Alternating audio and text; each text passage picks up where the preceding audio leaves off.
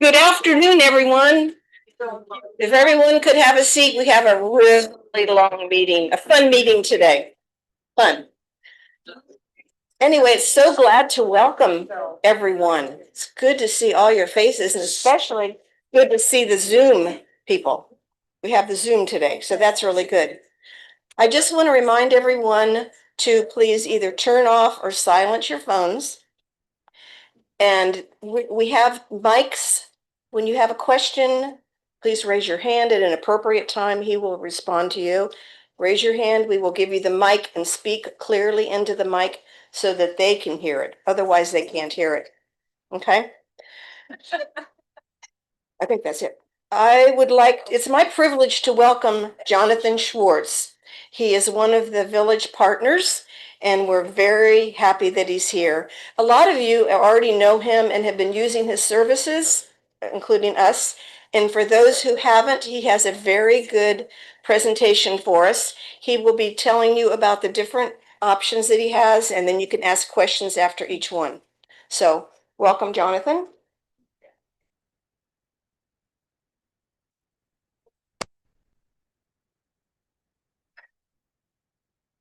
Thank you, Lori. Thank you all for being here. I'm frustrated. I haven't seen many of you for about 3 days. It is so good to be back. Today I'm going to be talking about my group, Partner in Aging, and how I got started. It's something that I have worked so hard at since 2019, trying to help our seniors here in San Diego age with a bit more better resources and connections. And so that's what I'm going to be talking about today. So just want to start with who we are. That's me. A few years ago, though. And so I'd be like, who is that guy? That sounds so annoying. Again, my name is John Schwartz. I'm from Southern California, and for the past 20 years, I've lived and worked here in San Diego, trying to help older adults. This passion started when I was in college, my first year at Indiana University. My grandfather was diagnosed with Alzheimer's disease. And I'm sure many of you know a friend, a family member with some form of dementia. It is heartbreaking. My grandparents had all the money in the world. We had family that were in the area to help my grandmother, who was his primary caregiver. And I couldn't help but think, if our whole family is struggling through this disease, what is everyone else going to do that doesn't have the same financial resources, that don't have the same family supports that we had? And that's what motivated me to want to work in this field of aging. I later got a degree from USC in gerontology, which I think is just an expensive piece of paper that said I know a little bit. So going down, my team has grown over the years. At first, it was just me, and then I hired this man named Michael, and Michael helps people here in San Diego find the right senior living community. Then the next person who many of you have met and spoken to, her name is Gabby. Gabby's a newer hire, and she helps people connect to caregivers that we have in our network, as well as several other administrative roles Gabby serves. And then now and then there's another gentleman, his name is Joel, and Joel helps, and I'll touch a little base on this, my technology advancement. I'm still running this company like it's 1980. I'm not kidding. So he's trying to help me be a bit more modern. We have a couple sister companies, right? So Partner in Aging is my main, what I focus on a day-to-day basis. But a sister company that we own is called Senior Move Masters. And imagine having to move from your home. You might live in a 3 or 4 or 5 bedroom house, and to downsize to a 1 bedroom apartment at a retirement community is so daunting. To think about what to remove, what to get rid of. So a lot of times people, they look at their home and they think, I should move, but this is so overwhelming. Forget it. I'm just going to stay here. And I bought this company to help people get unstuck. And this group has been around for 20 years, called Senior Move Masters. The next is my real estate division, that we help seniors sell homes. And I'll touch a little bit more based on that later in the conversation. So just to recap, this is a summary of the agenda for today. We do caregiving service. It's one of our core services. We help people find private and independent caregivers, and I'll touch base more on that. This is just a summary of what we'll talk about. Senior living. I know many of you have heard me talk about senior living, and I'll touch a bit more on what that looks like. The real estate moving assistance, as well as what many of you have heard me speak about is our hospital advocacy. So after I go over this slide, I'd like to pause and just ask a couple questions. The first is we'll talk about caregiving. Before I start, how many of you have ever hired a caregiver? Okay. How many of you, is it for yourself or a loved one? Most, a little bit of both. It is hard to find a good, reliable person that you or your loved one actually like being around, that you trust. I started in 2010. I opened a home care agency. This was 15 years ago. And the cost of the hourly care 15 years ago was about $22 per hour. And when I was going out marketing to every institution you can imagine, I was kind of embarrassed. And I'd say it's $22 an hour for the caregivers that we, and people more often than not would say, $22 an hour? I can't afford that. And they weren't lying. Today, in 2025, caregiving agencies now typically charge around $45 an hour. And so the reason why I tried to start a new model was to keep the cost lower for the senior. But then caregivers today who work for agencies, they make less than half of whatever the agency is typically charging. So what I wanted to also try and do was how can I create something that the user, the client, pays less per hour, but the caregiver makes a bit more than they would through an agency. And that's what we started. We have a pool of about 150 angels that have senior caregiving experience. The benefits of hiring a private caregiver, like in our group, versus a home care agency are there's greater flexibility. A lot of these agencies, they have 4-hour or 6-hour minimums. Or if you want to hire a caregiver all throughout the day, they usually have to split that up into 8-hour shifts. So a person that needs 24-hour care, which is a lot of people, in that day, they'll have 3 separate caregivers doing 8-hour shifts. If you hire a private person, whether that's through us or just someone you find on your own, there's a lot more flexibility. Because the next one is more continuity with fewer staffing changes, I mentioned about the 8-hour plus shifts. So you'll get that same person every time. But the other benefit I've noticed hiring a private person, because that person is making more per hour, they're less likely to search for another job and they stay with the client. So you'll get that person most likely every time you need it. I mentioned it's often a lot more cost effective, although still the caregivers in my network charge around $30 an hour. You might be able to find a private caregiver for 25-ish, maybe even a little bit less. But still, when you add up 25, $30 an hour, it's still really expensive. One-on-one care, what caregiving is it is costly. And something I'm really proud of, since 2019, we've connected more than 2 million hours of care here in San Diego.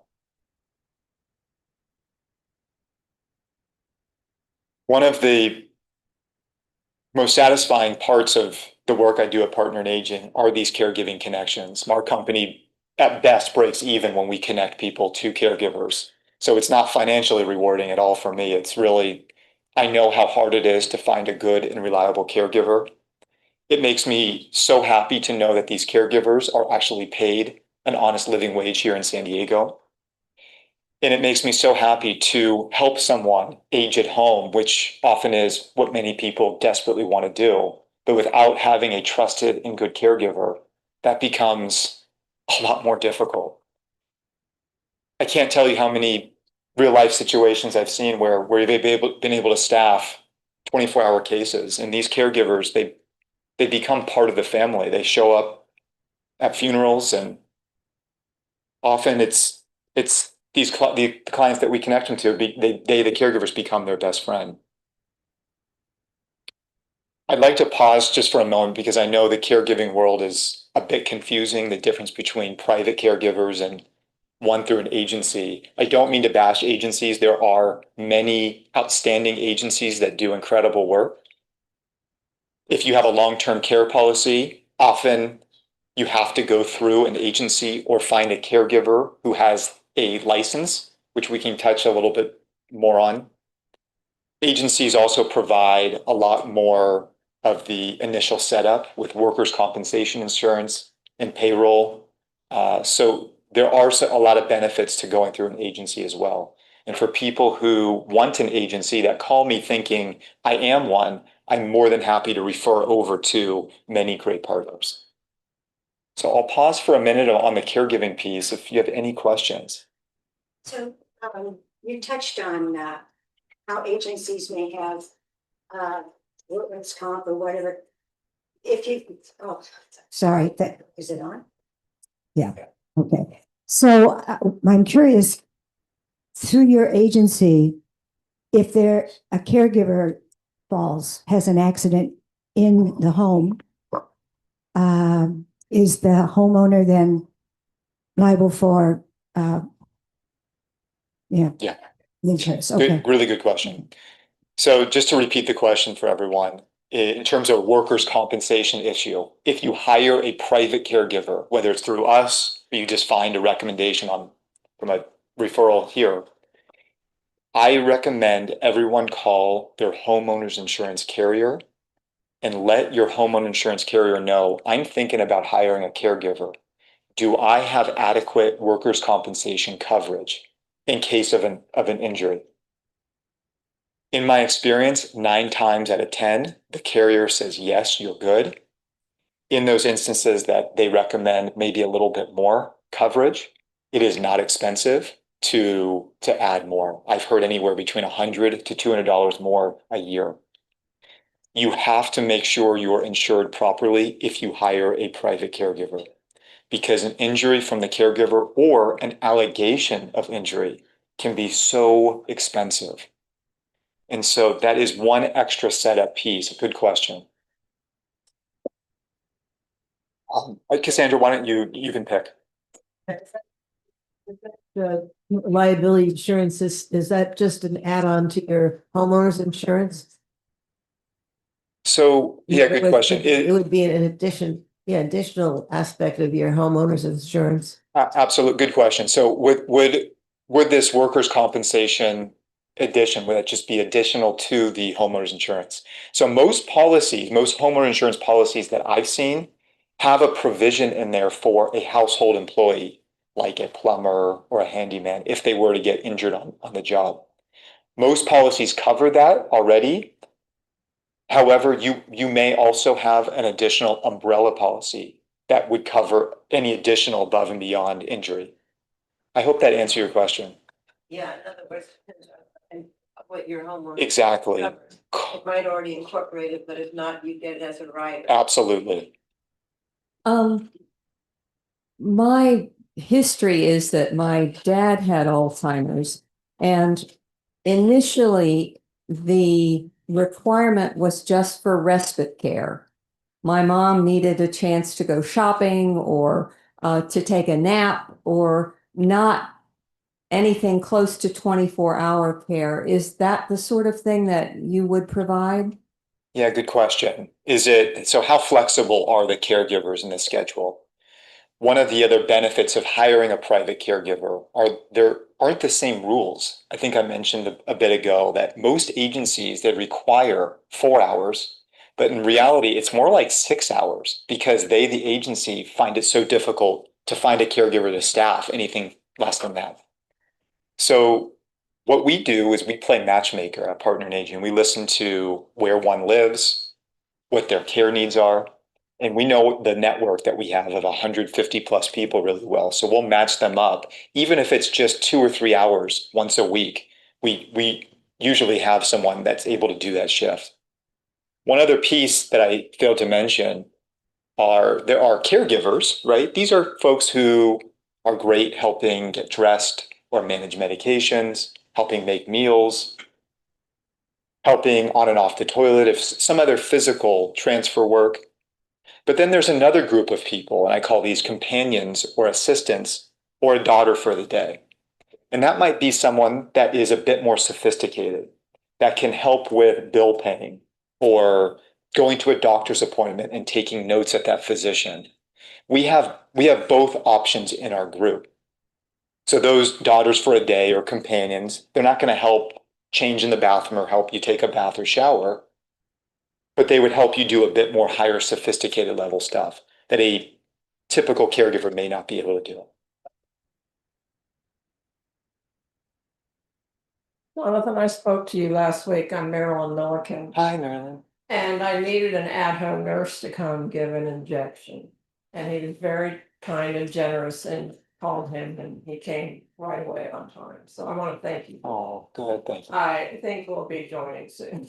And once you join, is it immediately you can ask for caregiving assistance? Yeah, good question. Okay, so thank you, Marilyn. So I'll just be clear that we don't have nurses in our group. This was an outside agency that I recommended for some IV therapy. So our caregivers don't perform that level of service.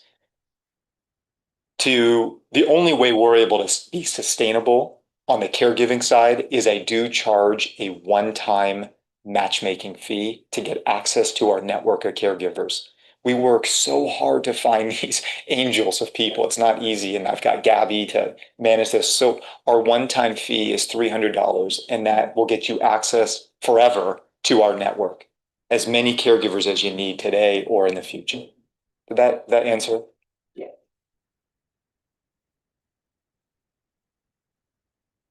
Hi. Caregiving is one of the most challenging and difficult things you can do. Loving too and caring. But I went through it for 15 years with my late husband, who had MS, and then at my job.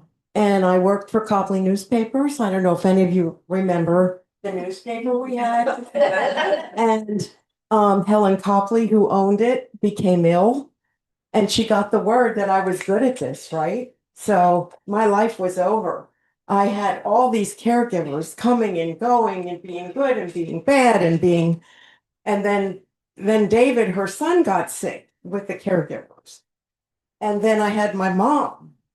So it's one of the toughest things you have to do in your life, but it can be rewarding, but you have to work hard at it. And I wound up with my husband for 5 years. I hired somebody finally. I had such a difficult time getting decent caregivers that, and I had one that came from an agency and was so wonderful, and I bought her out of I had to pay a fee. And I did payroll and I did everything that I had to do. And that's the only thing that worked at that time. So, but just it can be done, but you have to put your heart and soul into it. And it's just not easy. And I don't mean to be glum. I'm just being honest about it. Yeah, thanks, Crowd. These resources are amazing. I mean, there were no resources 28 years ago. Yeah, thank you. One piece of advice I give to everyone is that inviting a caregiver to your home for the first time, or even if it's not, is terrifying. It's a stranger, you're in a vulnerable situation. One of the benefits of going through a private person or through us is you'd have a chance to meet and interview that caregiver before they start. You can check their references and whatnot. So you're a lot more comfortable. An agency, if you retain someone through there, the caregiver just kind of knocks on your door and they're ready to start, and it's a bit more awkward. But the thing I want to stress is hiring a caregiver retains one's independence more so than it makes you dependent. Again, people, in my experience, they wait a little too long to have the courage to ask for help. Was there anything else on the? Yes. This is most of the time, oh, sorry, that's coming. There. Most of the time when people have long-term health insurance, they go through an agency because the agency bills for them. Usually you have to pay up front and you get reimbursed, but I wonder how that concept works with private, like what you're suggesting. Good question. Okay, so if you have long-term care insurance, do you have to go through an agency or could you potentially hire a private caregiver? Long-term care companies, what they typically want, and there's so many different companies here that have different standards on what they're looking for. But for the most part, long-term care insurance companies want a caregiver who has a license number. There are many caregivers in our network that carry their own license number, and you can get that through the state of California. If you have long-term care insurance and you hire a caregiver who is not licensed, it is unlikely that you get reimbursed for those hours. And also, I checked into it recently. We have long-term care. They said you have to have an agency. Ours did anyway. I don't know if it's true with all of them. What most of them want is a license number. They confuse the benefit. They want a license number. Mine is. They said agency. Carlsbad, I don't know the Okay. name of it, but we've had it forever. And they said I had to have it. Okay. Okay. It depends on. Yeah. Good question, Brett. Alan, did you? I was just gonna say, there are so many different ways that the long-term care companies operate. One long-term care company may have 10 different, there's so many different ways that long-term care companies operate, and there's so many policy types within one long-term care company. The only way you know is to ask your long-term care company, because I've experienced it just happens that our policies allow us to have anybody who's not a family member. That's right. Yeah, like what Alan mentioned, every policy is a little different. I'm happy to go through that with you. But if you have long-term care, you want to make sure that you're getting the benefit out of it. So happy to go over that with you, with your policy. So if you have any other questions on caregiving, feel free to call me. I've got all my cards and whatnot up there. So I'm going to move on to the next. So the next is senior living. And I'll just go back. I've worked in retirement communities for probably the last 15 years. It is a place, AARP did a study and it showed almost 90% of people 65 and up said, I'm never leaving. I'm never leaving home. I'm going out toes up or some other, The data though, that says AARP study of what one's preference is. And I commend the village because what you're doing here is helping people age at home for longer, which is beautiful. But a lot of the data also supports when it's time living in a retirement community versus can be a prisoner in your own home if driving is not possible anymore, if there's some memory issues, if a lot of care is needed. People live longer and healthier in these retirement communities. There is something that's protective, and I don't need to say this to you because you've built your own community, but there are a lot of seniors who are incredibly isolated. And there is something very protective about walking down a hallway and just saying hi, hello, and walking by. Just seeing someone else is good for our health at the cellular level.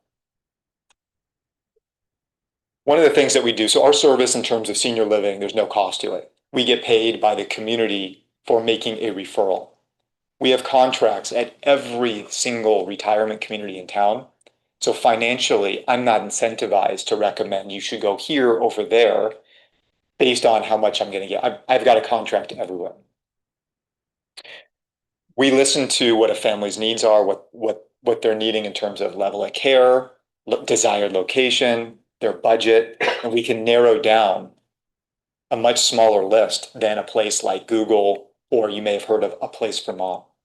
It's overwhelming. There are almost 150 different large retirement communities here in San Diego County. So where do you start? If you typed in assisted living Tierra Santa or assisted living San Diego into Google, you're going to get a huge list, and you might not get all of them that would be the right ones. Again, I'll say our service, there's no cost in terms of the searching of retirement communities. You know, for some reason, it's a little down. Okay, there we go.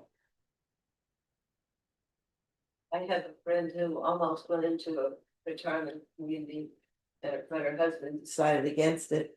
But she was all for it, but she said it would basically, in order to be accepted into that retirement community, they had to put up $1 million up front. How unusual is that? She thought if that's okay, he said, forget about it. And but is that the usual situation? Yeah, Or did this happen to be more of an elitist one? I'm glad you stopped me. So I'll talk about the specifics of retirement communities for a second. So there's really three different models of retirement living. You can either purchase a home, let's say in a 55 plus community. Who's familiar with some of these 55 plus communities? There's, I don't know how close are we to Poway or Rancho Bernardo. There's Oaks North or Seven Oaks. When the Glen is not a 55 plus community. So a 55 plus home is just a community of people that you have to be at least 55 or older to live there. There are really no services that are included, like housekeeping or dining. They have activities through the community, but you're really on your own for everything else. The next level, it would be a independent living community, such as there's two different financial models. You can either rent on a month-to-month basis, not what you're referring to, where you pay a couple $1,000s as the community fee, not $1 million, $2,000, $3,000, something like that. And then you're renting at the community on a month-to-month basis. The other financial structure is what you're mentioning now is called a CCRC, or continuing care retirement community. And those are, or buy-in communities. And for which here in San Diego, there are about, I'd say, 8 buy-in communities. And they vary in their buy-in price. Some are a few $100,000, like in Casa de las Campañas, which is a nonprofit in the Poway area, started by teachers, kind of for public servants, teachers, police, fire. And then there's some extremely high-end ones like the Glen, or in La Jolla, the V, you may have heard of it, La Costa Glen, where you're putting down well over $1 million. At any point, if you're interested in learning more specifically on what would make sense for you, give me a call. I'm happy to go over that with you. Personally, I think I've shared with the group, I don't think those buy-in communities, for which, again, there's about 8 here in San Diego County, they're beautiful. They're unbelievable places. Not every decision we make is financial first. I personally don't think they're the greatest financial deals, but what I can share with you are people who live in those communities tend to be very happy. By the way, that's just an entry fee. There's continuing fees every month. There's monthly fees that you That's pay. just an entry fee. Correct. So some of the things that we do, we compile a list based on what your needs are, and maybe a buy-in community makes the most sense for you. If you'd like, we can go with you on the tour and make sure we can point out, hey, did you ever consider this? Because guess what? When you're on a tour with the salesperson, they're trying to sell you on that community. They're highlighting all the good stuff, right? We come in unbiased and we can help you think of questions to ask. So we'll go with you if you'd like. And I put in parentheses checklist. Up here, I've printed out a checklist for you. If you ever go to a retirement community, you'll have a list of questions and things to ask and look out for. We help you understand the education on pricing, how this all works. And then, did you know, I didn't know this, my dad is in sales. He's always telling me everything is negotiable. These rents are negotiable. And we help people negotiate the rent. Wouldn't believe that, but when everything is up for negotiation at these communities, so I can help you help the clients save money.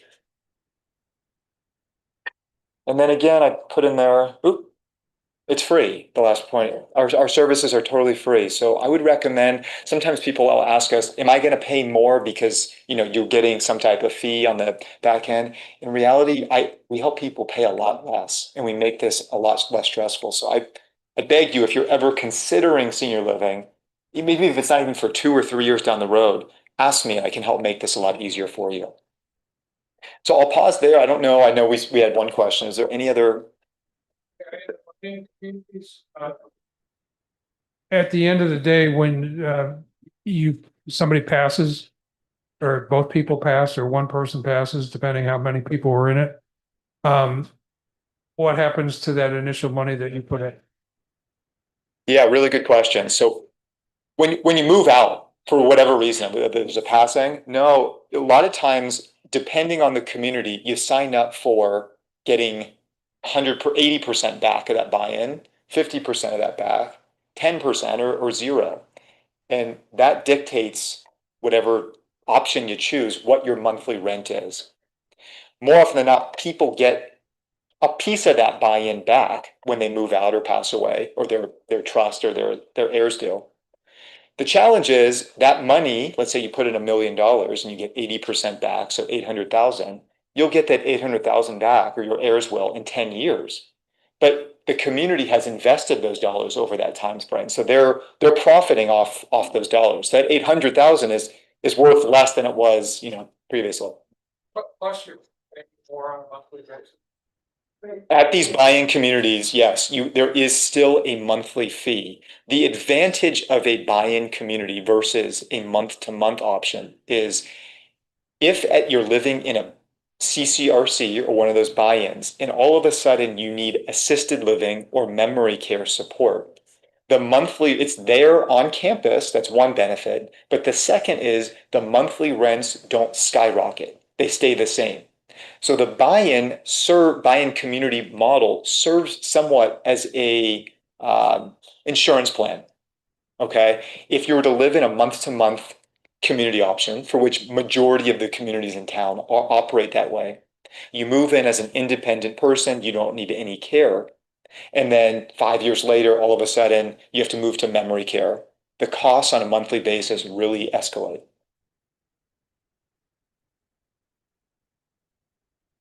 Anything else? And again, you call me anytime for any of this. Another thing that we do, and this is all because I want to help people, there's no cost to this. There's a lot of benefits that people don't know about. There's two right here that I just highlighted. There's the veterans benefits. Who's here heard of the aid in attendance if you're a veteran? Not many. The VA does not do a great job of disclosing this. But there are benefits if you were a veteran that will help pay for in-home care or a retirement community. And then there's long-term care policies. And I know several of you have called me in the past to review their policy with them. How many of you, just curiosity, have a long-term care plan? So that's incredible because I wonder what that is. It seems like more than half of you have a policy. If you looked over America, about 5% of Americans have a policy. And they're confusing. A lot of times people don't know how to tap into their benefits. And it would be my pleasure to help guide you through that. Again, there's no cost. I want to help you tap into your benefit. Yesterday, I was on a conference call with a family, coaching this family on how to respond to their long-term care company on, no, you need some help going to the bathroom. It's an older man that wants to prove he can do everything, but if he says I can do everything, then long-term care could deny him. So I coach families on what to say and how, because if you read the policy, the long-term care company, intimidates you from even initiating a claim. They'll say something like, you need severe dementia to qualify. Well, what is severe? And so, well, it's not that severe, so I won't apply. In reality, a dementia diagnosis is dementia, whether it's severe or minor, you have that, so they should be paying. So that's something that I'd be more than happy to help look at your policy anytime. Can I just pay you a compliment? I just want to let everybody know that that was one of the first things we worked on together. You were willing to go over this plan for my parents who were just starting to need it. And you helped me. It's a foreign language as far as I'm concerned, right? When you're reading it. And you helped me ask the right questions to the long-term care company so that we were going in the right direction. I really Thank you. appreciate that. Thank you. Thanks. One more question on the veterans. You have to be a veteran, 20-year veteran, or is 3 years considered a veteran? Yeah, so to qualify for the VA, and this is not my expertise, here's my understanding, is it's means tested. So if you're wealthy, you probably won't qualify. If you were honorably discharged, then you qualify. Then you can. If you're dishonorably discharged, I think you don't qualify. Um, um, let's see what else. If you serve in active wartime, I think you're entitled to a bit more than if you were a reservist. And spouses of veterans have some benefit as well. Thank you. I was just gonna share my father, World War II veteran. His attorney advised him, because he was preparing just in case moving to a senior home. His attorney advised him to create, instead of the family trust that he had, convert his family trust to an irrevocable trust. Convert his family trust to an irrevocable trust. So it appeared that, and he could not manage his, he did not, an irrevocable trust, he cannot get to his money. My sister and I took care of everything. So he went to an irrevocable trust to lower his means, and still he didn't qualify for aid and attendance. And you go through all this paperwork, and it's pretty tough to qualify. Can I ask how long ago was that? Let's see, he died in 22. Oh, so recently. Yeah. I'm so sorry. So the VA aid and attendance, this is not my profession. What I do is there's someone in the Poway area that's an estate attorney. She will help you apply for no cost. And so I don't know if you were working with the right person or not. I was in Missouri. Okay. What do they know? Yeah. So I'll connect you to the right people here.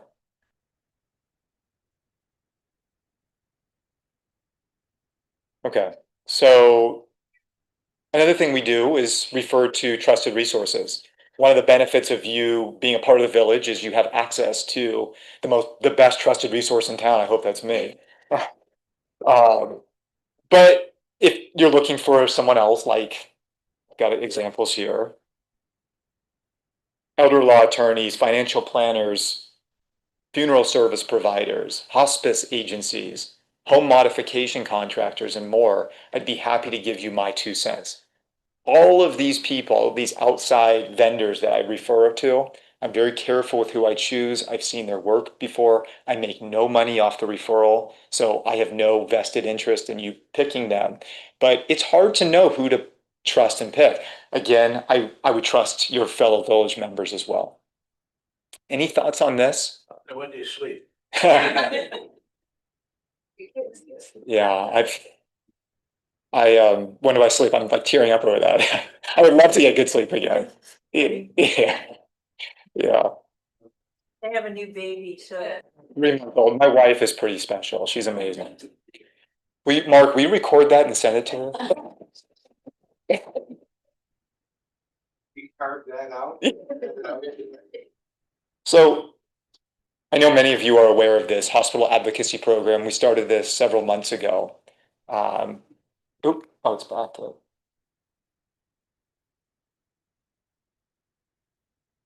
One of the reasons I started this hospital advocacy program is I was going around asking people in our community, I was listening to stories about how terrible their hospital experience was.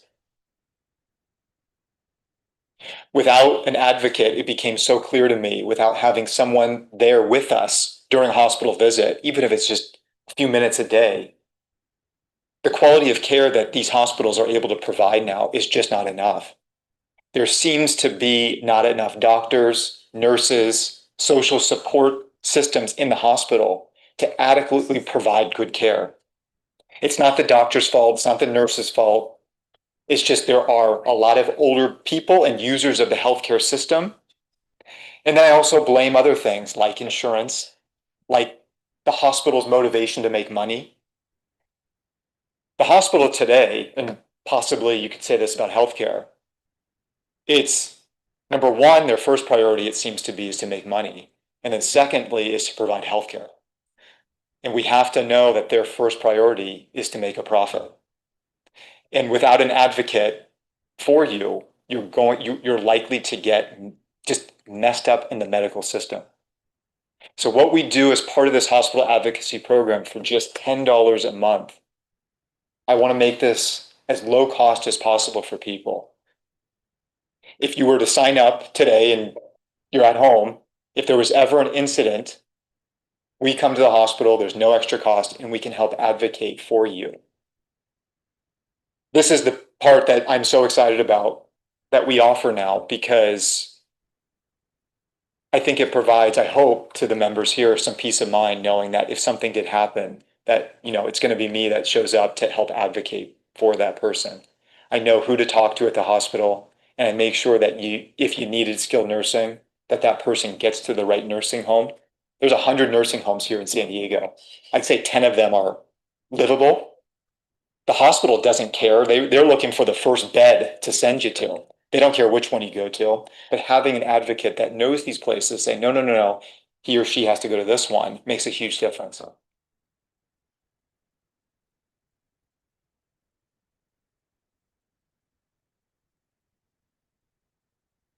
Like I said here, even if you're not part of our program, please feel free to reach out in terms of where to go to skilled nursing. But I really encourage, I hope you consider joining if you're not already. This is perfect for people maybe whose kids live out of the area or whose children are too busy.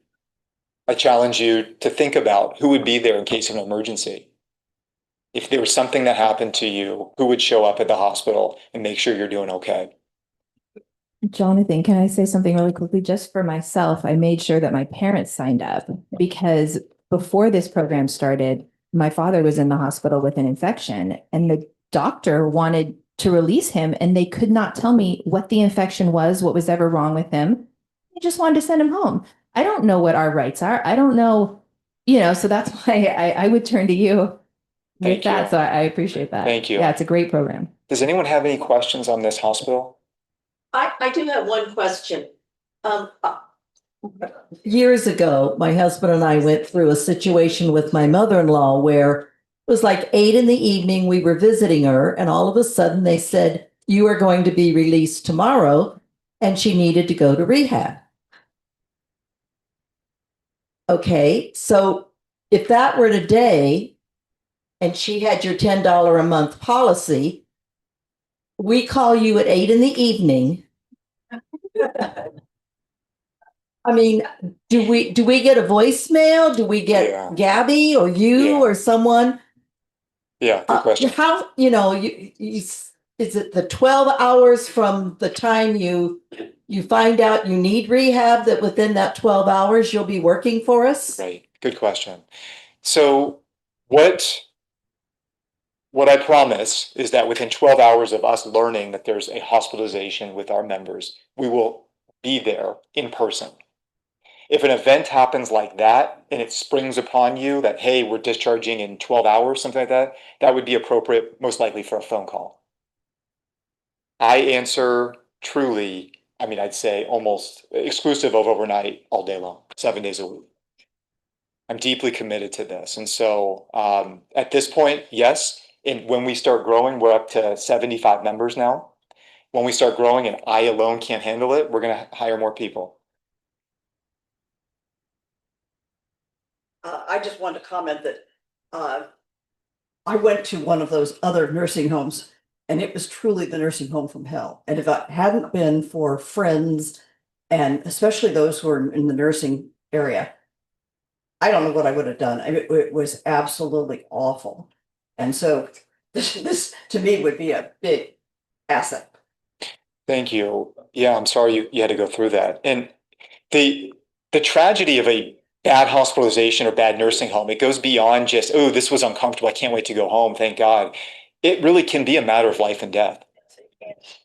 And these nursing homes, from an infection standpoint and food standpoint, I mean, the list goes on. It can be your life here. And so, go ahead. I actually had to rescue a friend out of a nursing home a couple of years ago. I mean, I just had to go and get her and find someplace to take her because it just was an unbearable place for her. She's lucky that you had her. Yeah. Are there any good ones? So, yeah, are there any good nursing homes? There are some there's a few nonprofits that are at least not cutting corners. The nursing home world, just the way that they work, Medicare reimburses the nursing home for a stay.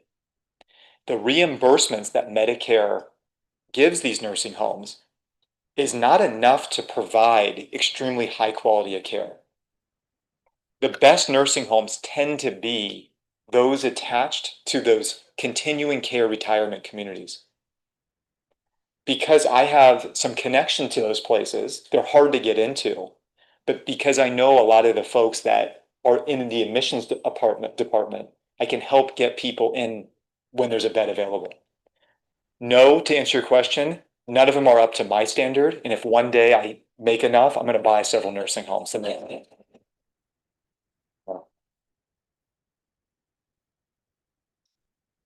So I want to thank you so much for the time here. I hope this was of value and helpful. I left up here, and I'll leave it with you, business cards and the brochure for that hospital program and a little bit of a flyer of what else we do, as well as that checklist. If you're going to a retirement community, take that list to just give you some advice on what to ask. So any other questions? I'll hang around for a few minutes, but thank you. You have your meeting now, yes? Oh, then I won't hang out. Okay.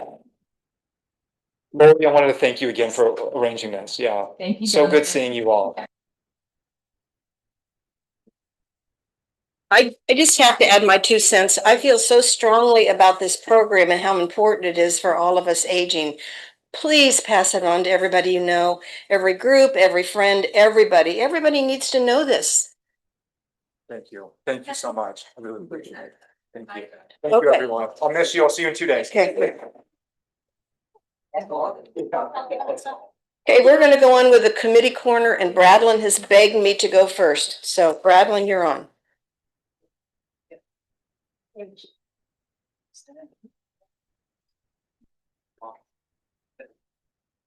I asked to go first. Ooh, I forgot that's a microphone there. Because what Jonathan does, we will never be able to afford a social worker, but this comes as close to a social worker as you can get.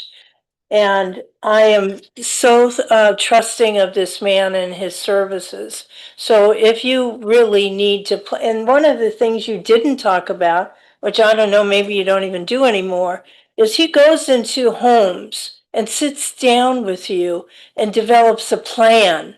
So you know what the next step is and what you're going to do. And do you still do I that? do. Yeah. I'm sorry if you Can I didn't say- really no, want no, to. no. Sorry. Maybe I didn't, shouldn't have. No. So Bradlin's hired now. She's got a full-time job. So I call these living room visits. And at any time, if you'd like to plan for aging, there's no time too early to do that. Form a short-term, long-term, medium-term plan of making sure you're set up from an estate standpoint, what the costs of aging are. As I mentioned, I can help you forecast depending on what you have and what things may cost down the road. And just to give you some peace of mind, because what I've noticed are we kick these conversations down the road until there's an emergency. And I'd really like to not have that happen.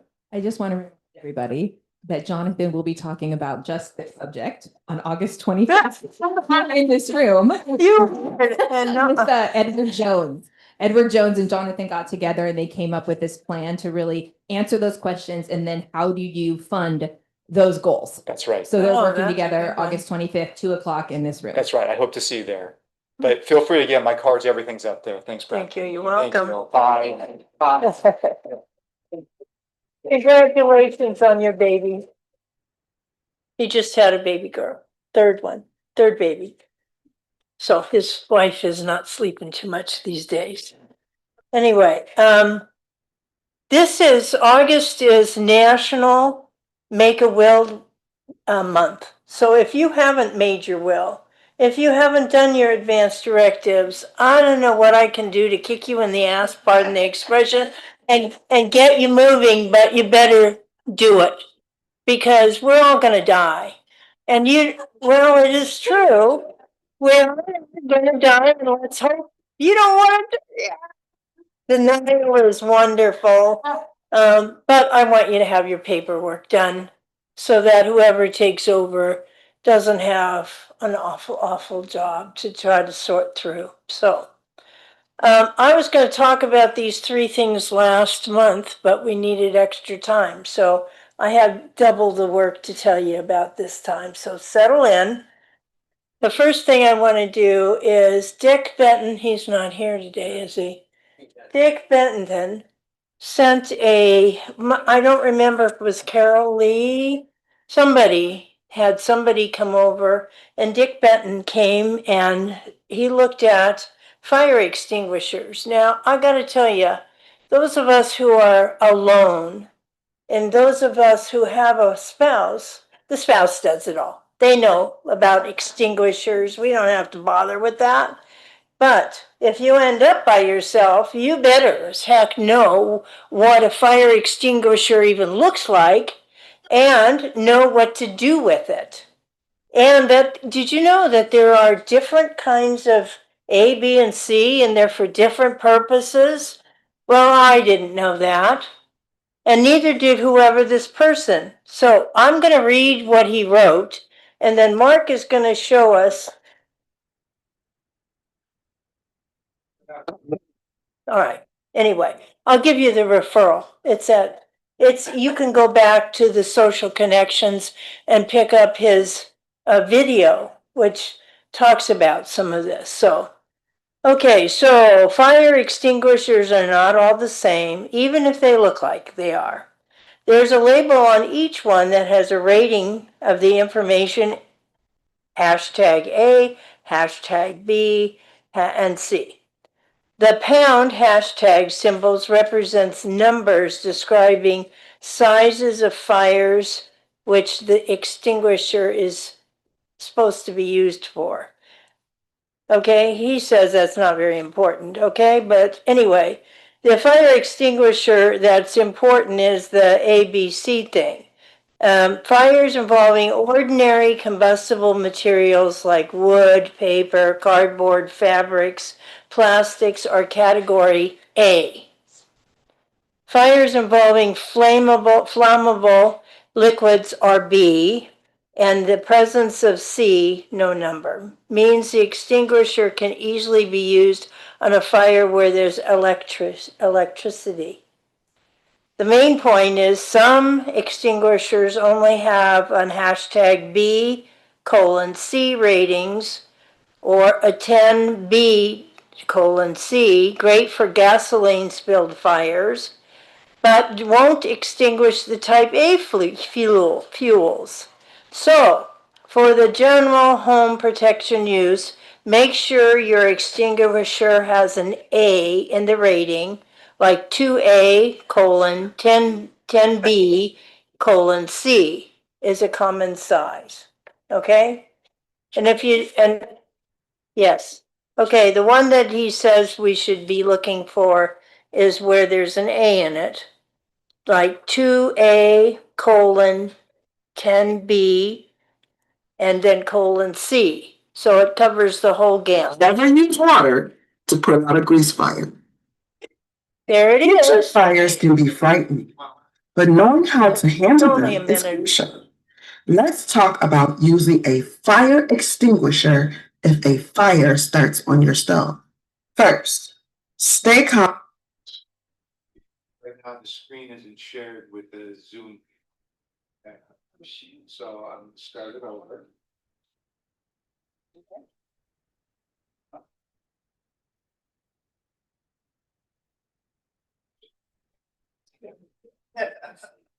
Now, how many of you know this stuff?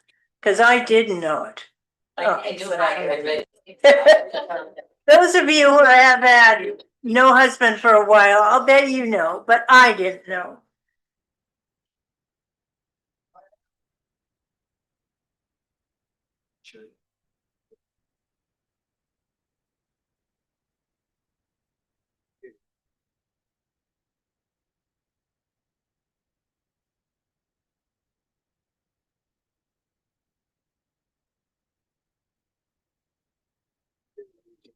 Never use water to put out a grease fire. Kitchen fires can be frightening, but knowing how to handle them is crucial. Let's talk about using a fire extinguisher if a fire starts on your stove. First, stay calm and quickly assess the situation.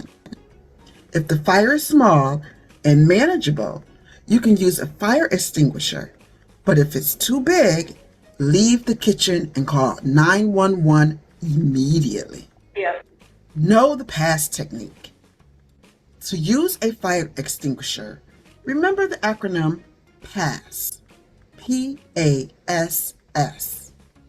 It stands for P. Pull the pin. This unlocks the extinguisher so you can use it. A. Aim low. Point the nozzle at the base of the fire, not at the flames themselves. S. Squeeze the handle. Squeeze the handle to release the extinguishing agent. S. Sweep from side to side. Sweep the nozzle from side to side until the fire is completely out. Always keep a fire extinguisher in your kitchen, preferably near the exit, and make sure it's an ABC rated extinguisher, which is suitable for most household fires. Once the fire is out, leave the area and wait for help if needed, as fires can reignite. Knowing how to use a fire extinguisher can make all the difference, so take a moment to familiarize yourself with it before you need it. Safety first, always.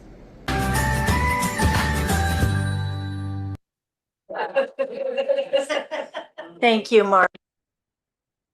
All right, that was really an eye-opener for me because I look at my extinguisher is in the garage, not in the kitchen. I wouldn't even know where I'd put it in the kitchen.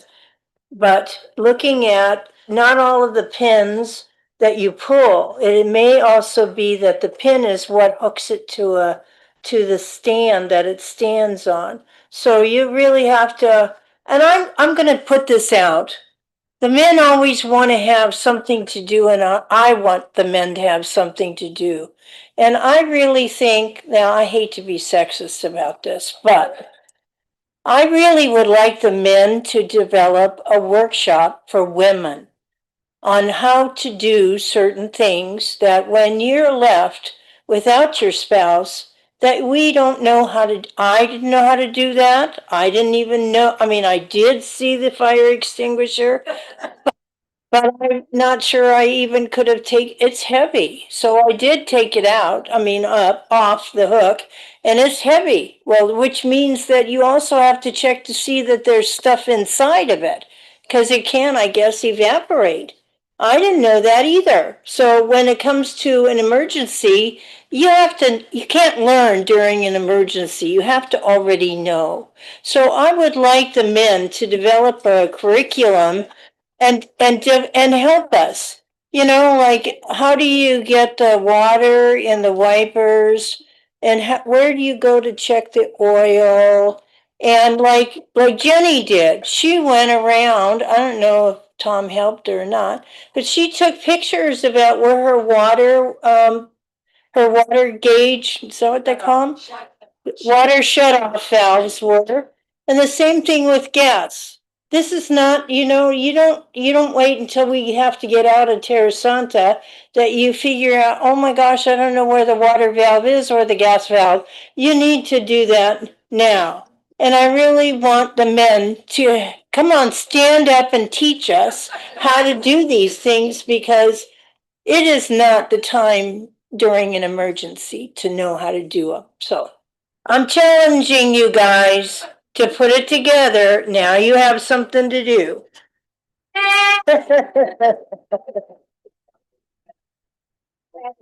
Yes, ma'am. Said Dick kind of reviewed how to use it. Yeah, I think it was Carol. Did you? No, it wasn't. I'm curious.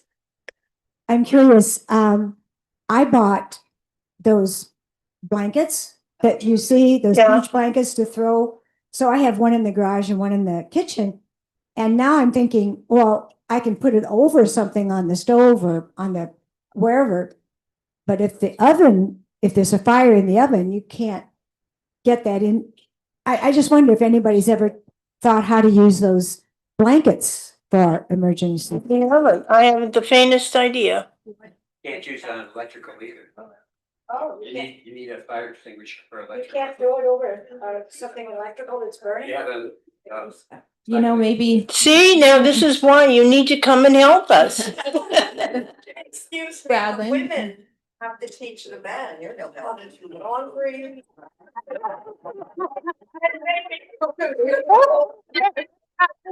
Touche, good job, Fran. Okay, we have been doing This Is Our Life now for, I think we've had 3 sessions, and we are nearing the end, but those of you who don't come, we have a homework assignment to do, but we don't really, when we come together, we talk about things. And I wanted to share with you a couple of the things that came out of that, which I think are really appropriate for you all to think about. Barbara Lester, when she had her husband, they had a car in the garage, they had a car on the driveway, which pretty much that's standard, right? Most of us can't get 2 cars in the garage in Terra Santa because we use half the garage for storage. But anyway, when she lost her husband, she got rid of a car. Why you have 2 cars, right? So she has 1 car. And where do you think the car is? It's in the garage. Now, what would happen if we have an emergency? The electricity is gone, and you're a little person. I mean, not like you're a kid or anything, but we're not heavyweights anymore. So we all know, well, some of us may not know, but I know that there is a thing you're supposed to push down and it releases the lock on the garage door. Well, then how you walk to the front of the garage and you are supposed to go like this. Well, what happens if that door is heavier than you can't do that? So these are the things we think about and talk about. So Barbara, she bought a battery operated garage door so that if the electricity goes out, she still has a way to lift up her garage door so she can leave Terra Santa if we have evacuation. Wasn't that a great idea? So think about that. Yes, ma'am. I believe in the last 5 years are required to have a backup battery. But those batteries need to be replaced every 5 years. Well, see, even that's a good idea to know. I wouldn't have known that either. That for everybody at home. Oh, yes. What? Just that if you have a. If you have a garage door opener that's 5 years or less old, they are required now to include a battery, but the batteries have to be changed out every 5 years, right?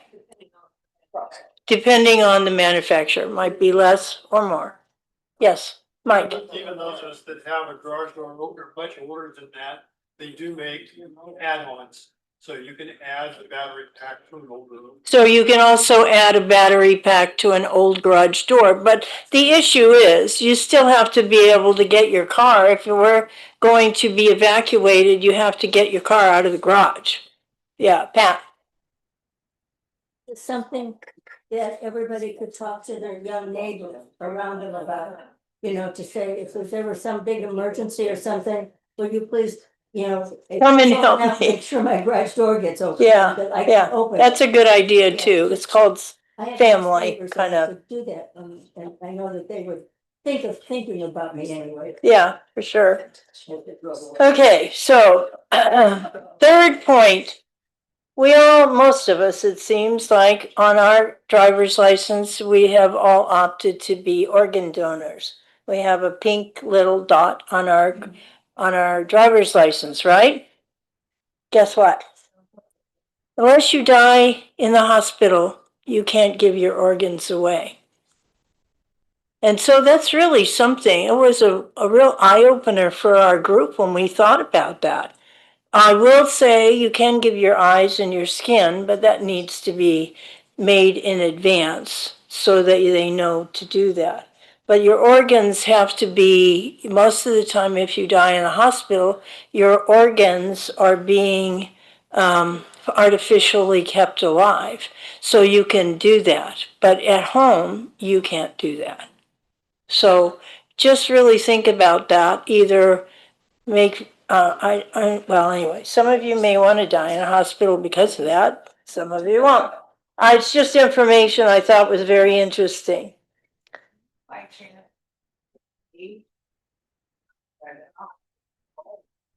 No, it is, yes, I read that. Let me see if because that was a question, are you too old to give your things? Your things away.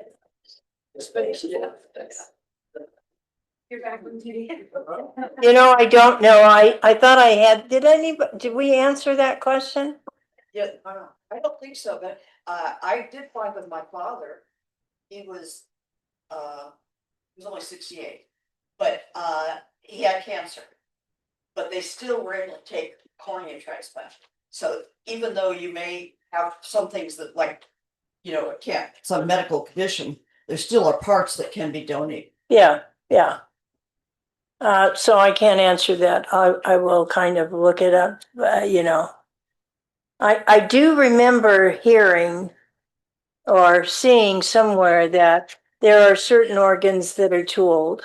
You know, if you have cancer, they're not going to take an organ that's full of cancer to give to somebody. So I don't know. Anyway. I was told that people who have blood cancers like lymphoma should not leave organs. Yeah, well, anyway, I don't know the answers for that. Okay, anyway, so we're up to 3. Now I only have 2 more things to say. I have Instagram. I watch Instagram. Well, day before yesterday, I was watching I don't know how these feeds get to me, but I was watching this person. It wasn't a kid. It was a person choking on chips.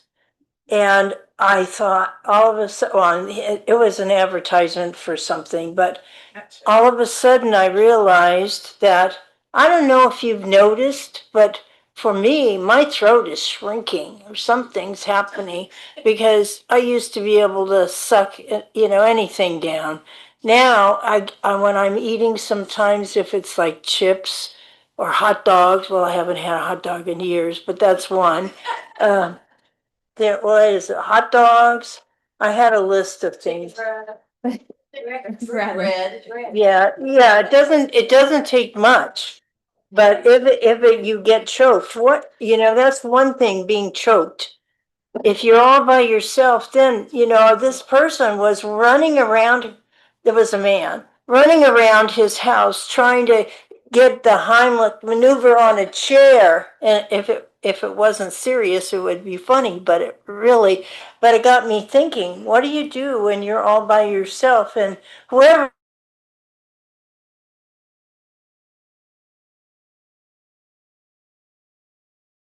can't scream. Your voice is non-existent. So what would you do? And I thought maybe it is a good idea to do one of those choking things. So what they do is there's a thing that they.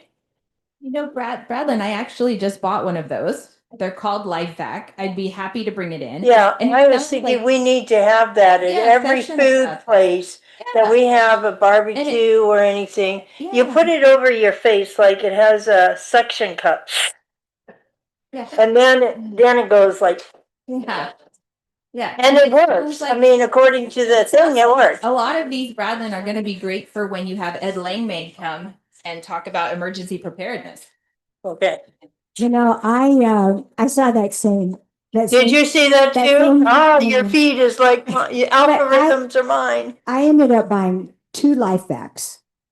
And I chose life vac because maybe I was gullible about the advertisement, but some of these things you put on your face and you push it down and suck out. And if you didn't do it right, you want to try again, you have to be careful to get, if you try to push it down again, now you might be pushing The thing down, yeah. But the life vac has an extra opening so that if you push down a second time, the air goes out until you draw a vacuum out. Yeah, well, that's that one I saw but was the other- like that. The other thing I bought too, because I keep one in my car. If you are at a restaurant or if you've got that fast food or something, might be nice to have. Yeah, I just think it's something you guys should think about and research. I'm sure you got it on Amazon because that's where I was looking. And I do think it's something you should at least consider.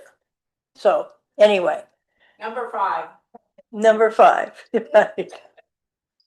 Okay, so I'm going to pass these 2 things we have we worked last year on a continuum of care, which I don't know why you guys are not looking at the things that are existent already, but the continuum of care goes from completely independent to the 3-tiered retirement community. So you have an idea of where you might be going and the advantages and the disadvantages of the RRC, whatever it's called. What are they called? CCRs, yes. Anyway, but I want you to know that Jonathan did a really good job of that. I mean, if he's not making any profit, but we did research on these 3-leveled things. All of them are very different.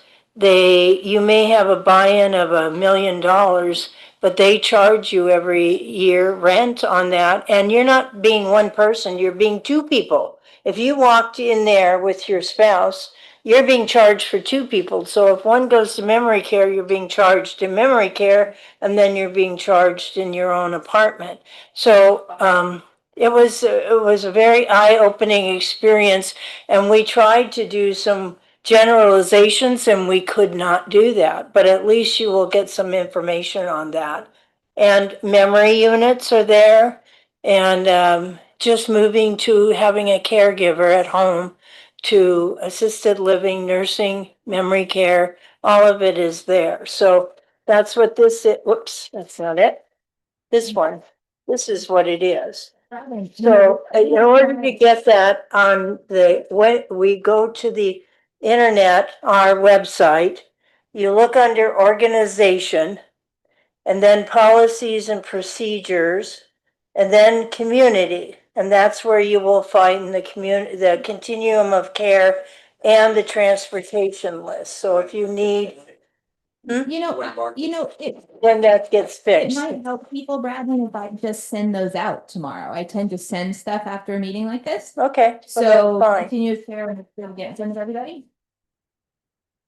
And there are articles in there also on things that we've researched or had presented throughout the time when we've had professional people. So anyway, so any questions? That's it for me. You were going to talk about the survey? What? You were going to mention the survey? The The service. survey. Oh, it's a survey. Thank you, thank you, thank you. Oh, I almost forgot. A survey went out last week. It's closing after our meeting on Monday. It will be over tonight. So please, if you haven't done the survey, that's the only way we know what you're interested in and what you need. So please complete it if you haven't done so thus far. Thank you for the reminder. I forgot.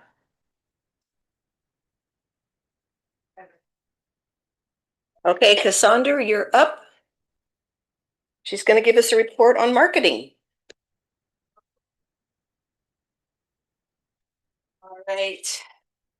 Okay. Not too much from me. Okay.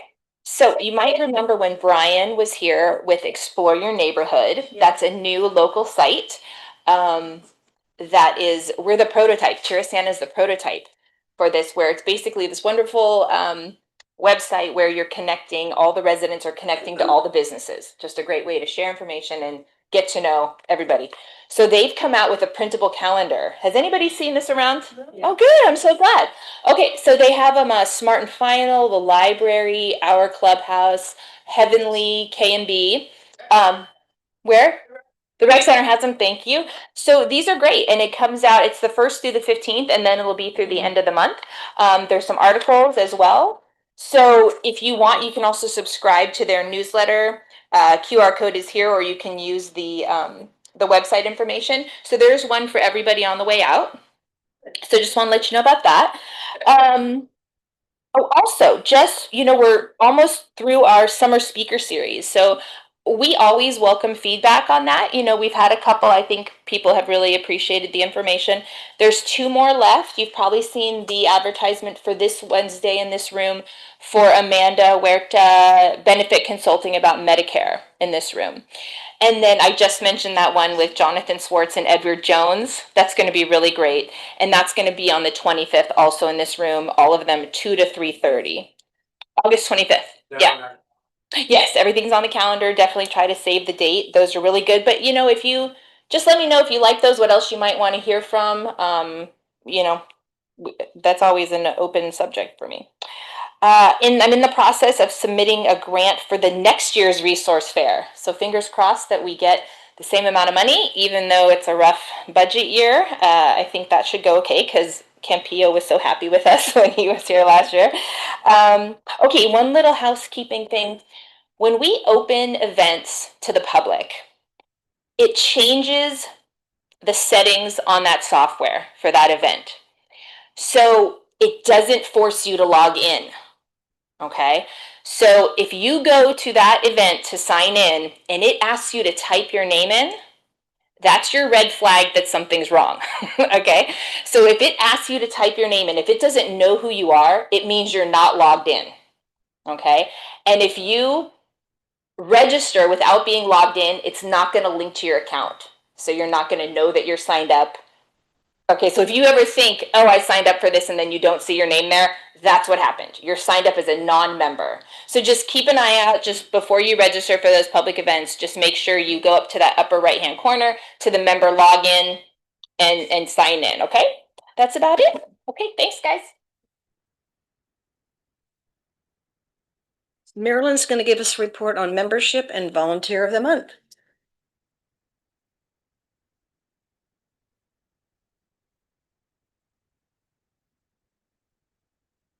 Our membership is holding. We still have 142 members. We have 2 new members. Ann Hoffman's daughter, Claire, and her husband just joined within the last 2 weeks.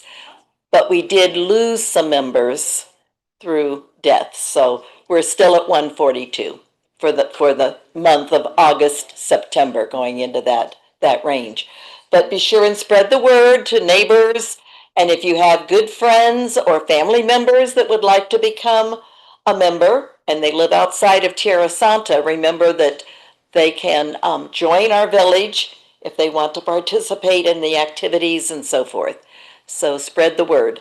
Also, I just wanted to let you know, as far as volunteers are concerned, the idea bank that we started. I think Carol Lee started that before COVID, was it? I think, or as a result of COVID, I can't remember.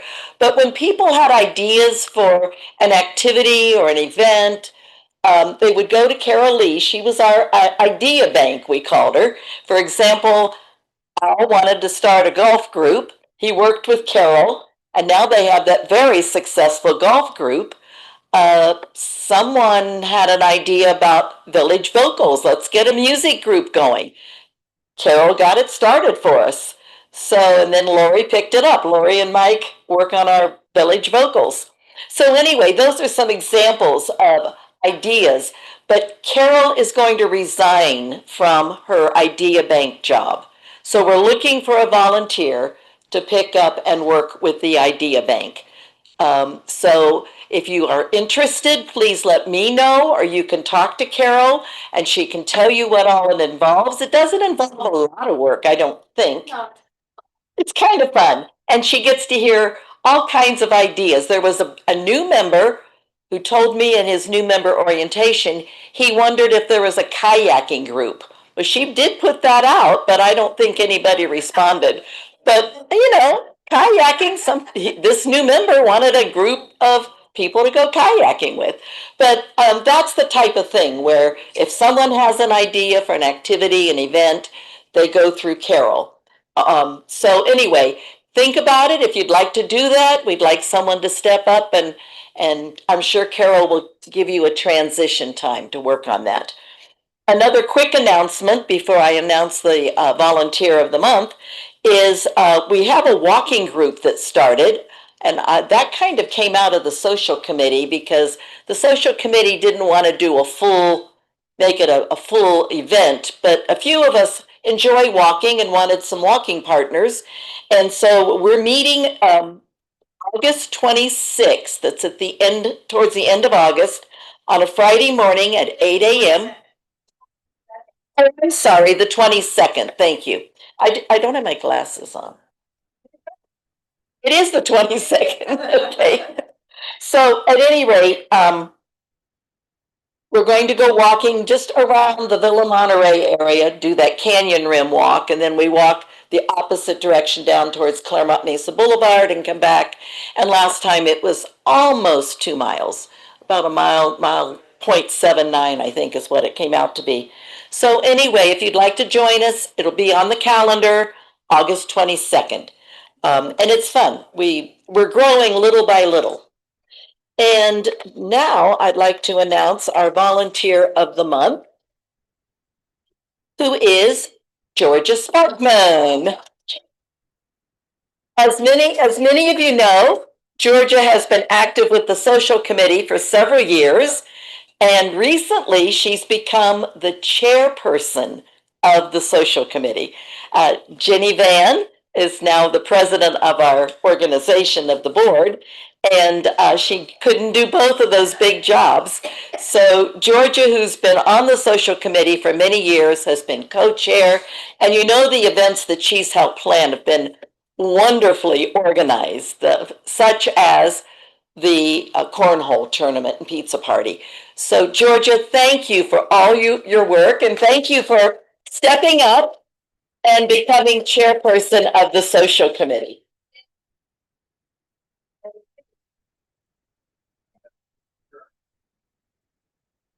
And that's it from membership and volunteers. Well, this is really appropriate because now Georgia, our volunteer of the month, is going to give us a report. A good segue. I know, yeah, okay. So for social, this month, we're having a bootin' scootin' Western barbecue that Denise is in charge of. And Phil's Barbecue is going to be catering it. It's next Friday, which is the 15th. The cutoff date is this Friday. And I want to make sure that everyone who wants to attend to register by Friday because it's catered. We cannot accommodate anyone after registration is closed because we have to have a count for the caterer. So we're going to have ribs, chicken, God, we have so much food. Potato salad, cold slaw, baked beans, homemade cornbread, and homemade desserts.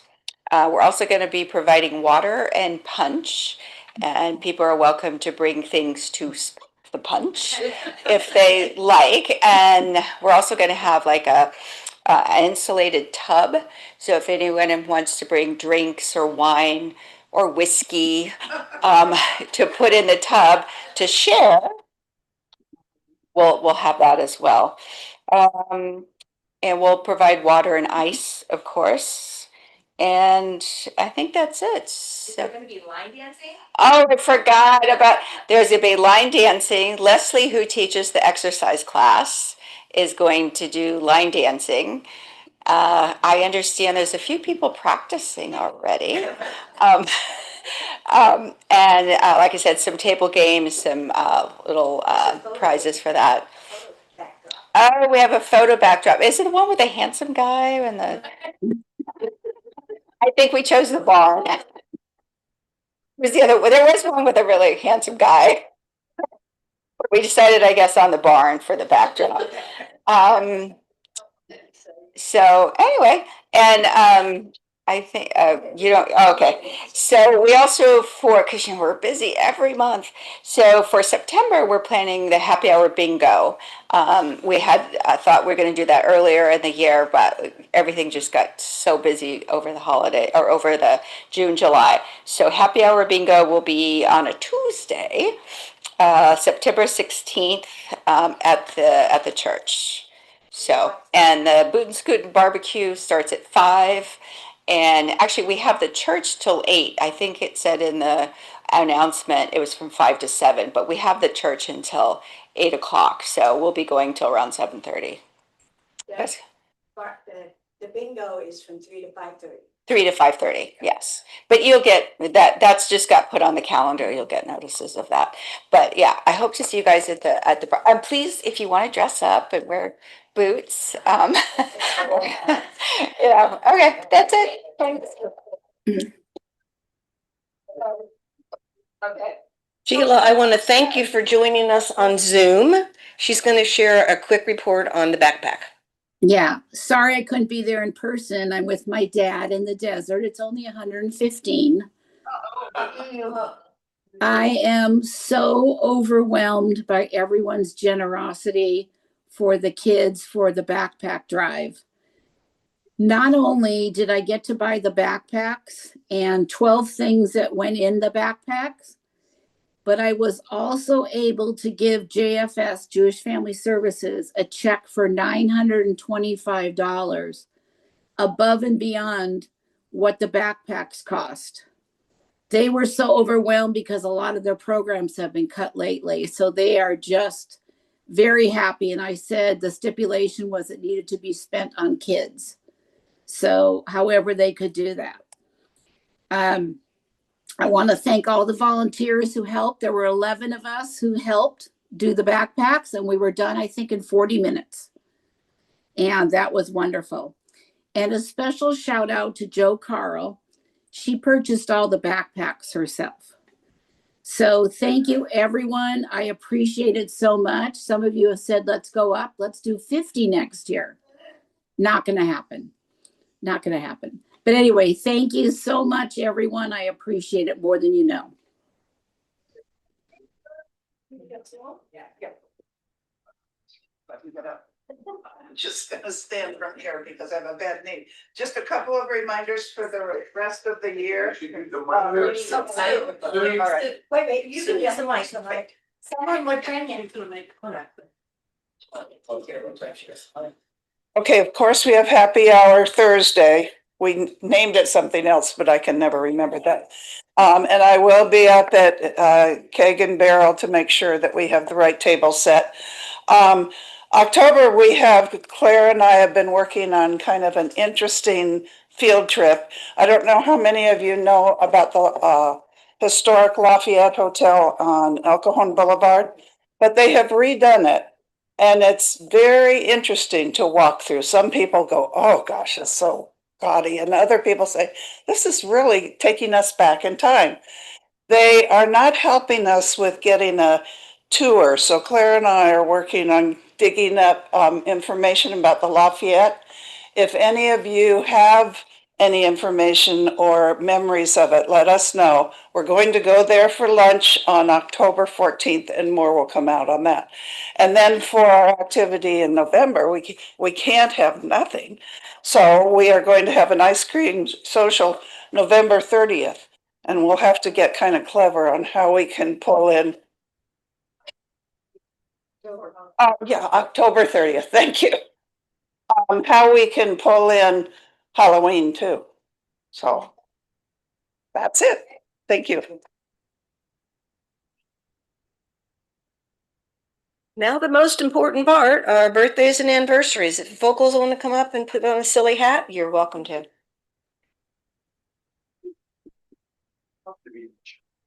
No. Rejoice. Right first. All right. Look around the microphone. Where's the microphone? Announce them, Bruce. Look around the microphone. Where? Yeah, she's gonna read them.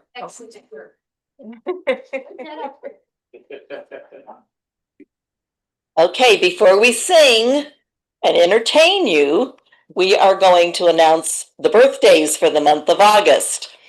You know, we usually have each month, we always have these birthday twins. This month, we have 3 sets of birthday triplets. You wouldn't believe it. I mean, we have 142 members, and we have 9 members of the 142 who share birthdays. I mean, that's just amazing. But first of all, we want to belatedly wish a happy birthday to Ruth Cleveland. Hers was August 2nd. And our first birthday triplets were August 3rd, Ken Licht, Diana Keys, and Ann Kellett. And Ann is not here today, but she's a fairly new member and she's delightful. So Diana, hook up with those. Those are your birthday triplets, okay? Now, on August 9th, we have another set of birthday triplets. We have Suk Khan, we have Bed Clay McNamara, who's a fairly new member, and Kathy Guilfoyle. And then on August 10th, we have Bob Higgins. And on the 12th, we have another set of twins, Jean Kerr and Jill Crane. On the 15th, Sean Sooney, and that is Ann Hoffman's son-in-law. And then on the 17th, Benny Parker. And on the 19th, Cassandra. And another set of triplets on the 24th, Carol Reinhardt, Mary Todd, and Vera. So Vera, you'll have to get, as a fairly new member, you'll have to get to know those other 2 ladies. And then on the 28th, Dolores Sullivan. And we have another set of birthday twins on the 31st, Lucille Sanford and Patty Mudd. So, and then we have 3 anniversaries. On August 9th, we have Jenny and Tom Vandendysen. And I don't know how many years, over 50? Oh, 60-some. And then on the 26th is Carol and Bob Higgins. And on the 27th is Don and Gail Stewart. So let's sing happy birthday. Happy birthday to you. Happy birthday to you. Happy birthday, dear villagers. Happy birthday to you.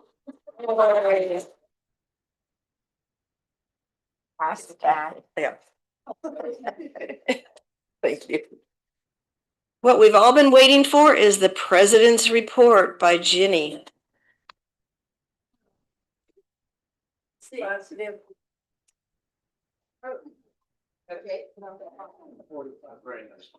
Think so.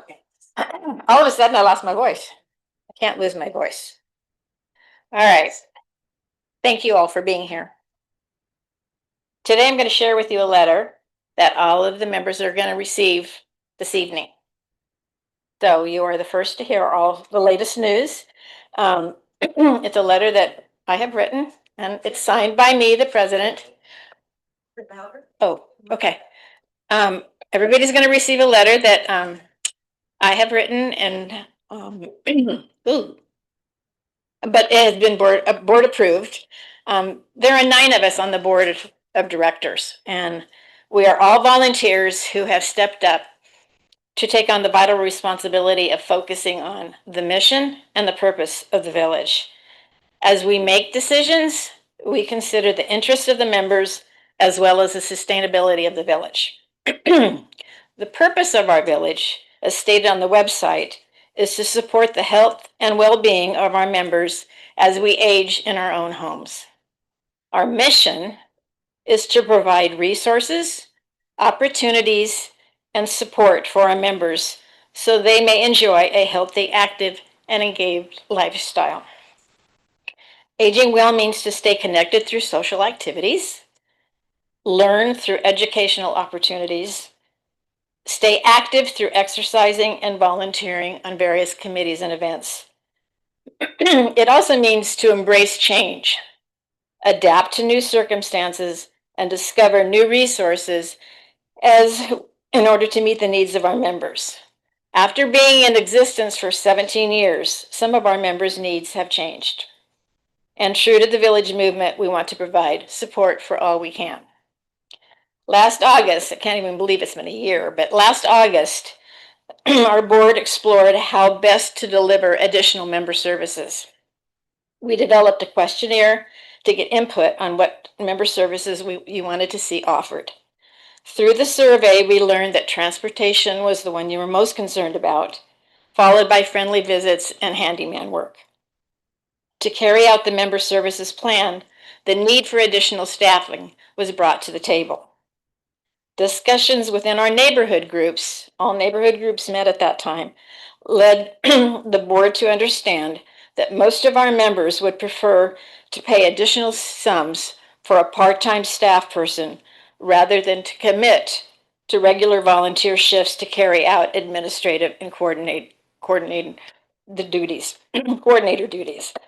After a year of talking about hiring an additional staff member, the time is now. Hiring a part-time administrative coordinator to take over some of the member services and to take over administrative duties would allow Cassandra time to write out a well-thought-out implementation plan for member services, along with her other duties. Eventually, the administrative coordinator would work with Cassandra to provide orientation and training to volunteers and would be handling and fulfilling all of the member requests. They would both be available to support our members so that we can continue to provide ways to learn, ways to stay active and engaged and connected with our friends. To help pay for the extra part-time employee, there needs to be a raise in our yearly dues. Our dues have remained the same for nearly 15 years. And we know in the meantime, in 15 years, prices have gone up. Our regular membership dues, as of October 1st, we wanted to give you a heads up on this, October 1st, 2025, regular membership dues will be $365. That's $75 over what you pay now, or $6 a month. And household would be $495, which is up $100 or $8 a month. You know, when we first talked about this, we crunched numbers, we looked at how much a part-time person would cost. We thought about $25, $50, $100, and my original reaction was, oh, $100, $50. And then I took my grandkids bowling. I took my grandkids miniature golfing and out to McDonald's, and I spent $60 on that day. And then I ordered movie tickets with Raise Right, $60 from Regal, and it covered my ticket of 2 boys and each of their snacks. $60 gone. I mean, that's just in a day. So we're talking, so then $75 to $100 didn't sound bad for a whole year, because we can go out to dinner and spend $75 in one evening. So, but it would help tremendously to get to where we want to go. Snowbirds would continue to pay half the membership fees, and the alumni who don't attend many things but just want to keep in touch with what we have would pay the traditional 25% of the regular membership fees. And this is all in the letter that you're gonna receive. The increase in dues does not cover the entire cost, though. We will supplement the added cost with interest from our investments. The board was willing to invest our cash reserves, which ought to be used to assure long-term success of the village. Using the interest from these investments will assist in the increase of our annual income. And allowing Cassandra time needed to help with grant writing and grow our corporate sponsors will increase our income as well, and the ability to provide services for our members. A little bit about the financial part of the board, or of our village.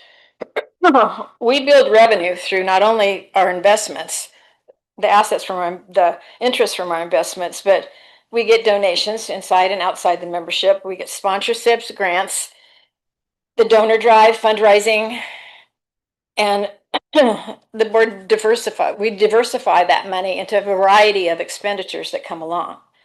So there's been a rise in fees in the rec center, the clubhouse. Our liability insurance went up this year. We pay for the use of the clubhouse, memberships in both the national and California movement villages, unexpected conference fees, increase in the cost of consumable supplies. There's a lot of expenses. And before each board meeting, the board members receive the financials via email. And it's our job to look over the expenditures and also the revenue. And then when we get to the board meeting, we discuss it and we vote on it. And once it's approved, it is put on the website. So those financials are for you, if you ever want to look to see all the things, how we bring in the money and all of the expenditures that money is going towards. So the letter is, we really wanted to explain to you why we feel we need an extra staff person, part-time, and why at this time, after all these years, we do need to raise our dues. So I want to thank you for entrusting the board to make these important decisions. And thank you for your participation in the village. Gunner. Hey, would you mention how that compares with other villages? Yeah, Cassandra's done a lot of research. You want to tell us? She's done a ton of research. She's reported back to us. Yeah. We've studied what other villagers are doing. When you start hiring staff, that's, you want them to you want to get them enough pay that they're going to do a good job, or they want to work for us, and we want them to stay. Yeah, it's important to remember that a lot of villages are really volunteer led, no staff. The big ones, the ones that are really offering member services like this and serving a large part of the community, they do have staff, and the dues are typically $600 for a single, and then it goes up for a household, almost over $900 for a household. That is the typical cost. So we are doing a very good job of keeping costs low and slowly growing staff. Did you have something to add, Gunnar? No, I was just going to say you answered my question. Absolutely, yeah. It is costly, and we continue to look into it and continue to do our best to keep costs low, but grow the way we need to. Diana. So as an increase to me is fine, because as you've explained, everything's going up in price, and when you think about what it is on a monthly amount, but I'm curious, do you assess that amount when your membership comes up, or in October when this comes into effect? I don't know what's going on. It automatically, once October 1st, and it will automatically, you'll get a letter about what you owe, and it'll reflect.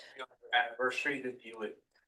Correct. Yes. Yeah, so you'll be assessed to do. But it's, yes. Your anniversary. Yes, starting in October. We decided that it would have been a smart idea to think about this maybe about 3 months ago. Yeah. Because a lot of 3/4 of our village pays dues on August 31st. Because when the village first started, we all had the same date. So August 31st, there's a lot of us that. So basically, when your renewal comes due after October 1st, the new price would be. We just didn't want to spur it on those people right away. We wanted to give you at least a couple months heads up. You might just come to in October. No. Any questions? Yes. Instead of quiz, I probably should have. So we're going to get, we shouldn't be paying our dues yet. If your dues are due now, I got a letter saying my dues are due. I will pay the $3.95 for a household. It doesn't, the new price isn't happen until October. I haven't received. Goes into effect October 1st. I haven't received. No. No, so Jenny, I haven't received a letter yet. Has everybody else? Whoa. One time, you got a question? it all depends on your renewal date. So if your renewal date is September 15th, you're going to get a message soon on August 15th telling you to renew. Because it's before August 1st, you would pay 200 I was trying to help clarify. If it's since it's before October 1st, you would pay $290. If someone renewed on October 2nd, they would pay the increased price. Does that answer the question? Okay. Okay. Any questions? Feel free to contact us. Let us know. Anybody on the board? Carmela wants to sneak in something about time bank, and then we're almost ready to go. Carmela, where did you go? Oh, Leslie. Okay. Yeah. We're just quickies. We're the time bank, and we have a wonderful yellow sheet with lots of information. So I'd like all time bank members to take this sheet.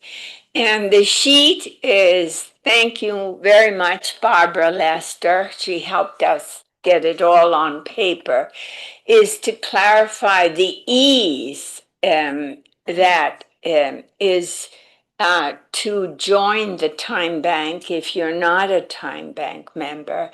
And for those who are time bank members and complained a bit about the complications, we tried to clarify.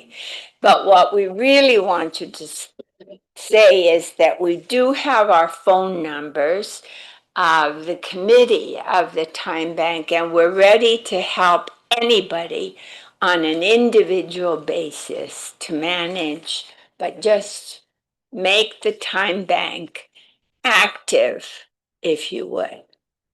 Thanks. Everyone can take one, right? Yes, everyone can take one. Definitely time bank members. So we'll put them. Yes. Go ahead. Oh, hang on.